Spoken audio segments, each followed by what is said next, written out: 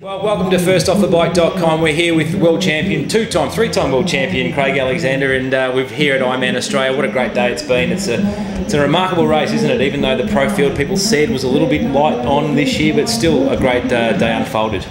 Mate, definitely. I don't think it matters who turns up. You know, the athletes came prepared, and I think we saw a great race. The men's race was very close, you know, from positions 3rd through 10th.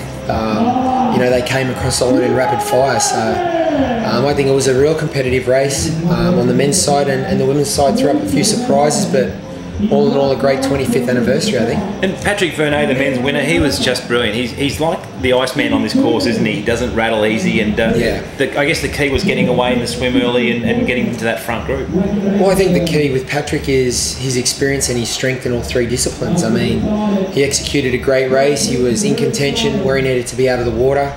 Same on the bike, and then used his strength and experience, and as you said, he was unflappable. And I think, you know, he executed a near perfect race, and really happy for him to get his 4th title here, I think. And the crowd, you know, he's a crowd favourite here now. I think he's won 6 Ironman races in total in Australia, so we could almost adopt him. And the other one, the big talking point was Trent Chapman. We wrote on the website before the race that an age grouper just might get up and pinch this, and boy, it got exciting there for a while, didn't it? Yeah, well, he was my pick, to be honest. I've known Trent for a long time. We sort of started in the sport roughly the same time and raced the national series together, the televised series. We raced together and did a few overseas trips together. That was over 10 years ago now, but yeah, I've known Trent for a long time and his family, and I was, mate, absolutely, for me, that was the performance of the day and the highlight of the weekend. You know, that was worth the trip alone, coming up to see Trent do well. And you know, it was a family affair for the Chapmans today. Both his brothers raced, Lee and Crowie, and their dad Greg as well. So, but yeah, Trent's performance, I mean, I think he was 2nd or 3rd out of the water. Always been a great swimmer, rode with the leaders, and ran well. I mean, he finished 6th here last year, and that was an impressive performance because last year I think the pros went off 30 minutes before the amateurs, the age groupers, so he pretty much raced on his own last year and finished 6th. But took it up another level this year, and yeah, showed just what he's capable of, and he's got a full-time job. I mean, and that's remarkable, isn't it? The fact that he does work a full-time job and he does get through this stuff. And I guess there was 3 age groupers in the top 11, which was just a great effort for the little fellas to get up today. We're producing a lot of great athletes in the pro ranks, and you look through all the age groups. We have elite age groupers who do well nationally and internationally, and some of the times that were thrown out today in pretty tough conditions were impressive. And yeah, I mean, it's tough to win an age group. It's tougher to win an age group than an open race. You know, there's that much depth, and I think a lot of talent, and a lot of these people have jobs and other commitments, but they still manage to, I mean, I guess they're organised enough and motivated enough to fit in the training they need to do, and it's, yeah, I take my hat off to all of them. Now the women's, of course, Carrie did a great job. Carrie Lester, she was fantastic, and out in front for most of the day. Lisa Morangan retired hurt with this a bloody nose. We saw her coming out of the swim all painted up. She'd been kicked, and tough day for some of the girls out there, but gee, she was so stoic, wasn't she?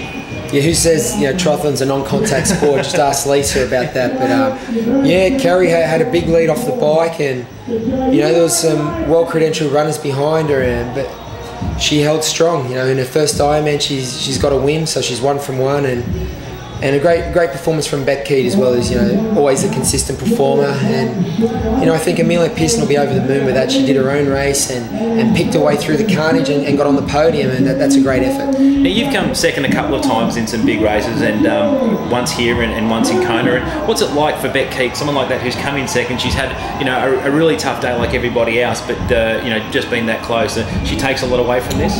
Well, I think you take a lot away from every race. I mean, I know it's a cliche to say, but I think sometimes you learn more from the defeats than you do from the victories. Sometimes the victories can camouflage the fact that there's problems that you need to address, and I think you know, they call it the post-mortem. You analyse your performance after the race, and when you haven't won, I think you're always a little bit more honest with that process. And I mean, I think the sport, whatever level you're racing at, to win world championships, to win your age group, just to finish, I mean, it's a goal. Everyone has their own goals, and it's a challenge. And I think, you know, you need to just be patient. And I mean, she'll come back bigger and better from this. And you know, it's very raw when you first cross the finish line. It's very raw, and she'll be emotional, and she possibly hasn't got the result that she wanted. But I think when the dust settles a little bit, she'll be proud of herself.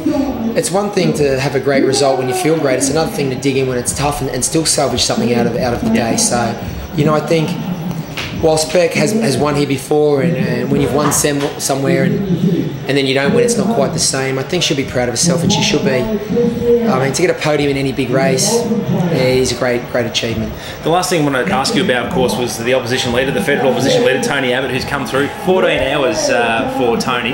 Certainly was an interesting day for him. He really got out there and battled hard, and like any good age grouper, he came through and had a great result. Mate, that was, I think, first and foremost, it was amazing for our sport to have such a high-profile public figure here. I mean, it shone the spotlight on our sport like never before. So from that perspective, it was great for all of us, and then for this race and for the organisers here. And then for Tony himself, I mean, he's a triathlete. He's raced the half up here a couple of times, and you know, he's a keen open water swimmer. He's an active surf lifesaver, and they were tough conditions, you know, and I mean, I imagine his job entails 70 or 80 hours a week minimum probably, and to come up here and undertake a challenge like that when you're in the public eye, I don't think you can have anything but admiration for him. You know, he wanted to do 14 hours, he did 14 hours, it was a hot day, it was a windy day, and you know, I'm guessing his preparation was fairly limited, and I know from what I've heard he gets up very early. You know, and he's on call by 5 or 5:30, so he has to have all his training done by then. So, yeah, that was impressive. You know, I'm not really a political beast. I don't really follow politics, but you know, I'm a big fan of his after today, and all the finishers today. Actually, I mean, they've all earned their finishers medal today. Well, that's probably the final word we're going to have on Ironman Australia. Craig Alexander, thanks for joining us. It's always a pleasure. We'll see you out here. You got your 4 hours of training done today, and we're looking forward to seeing what happens with you as the year unfolds. Thanks for being with us. Thanks for having me.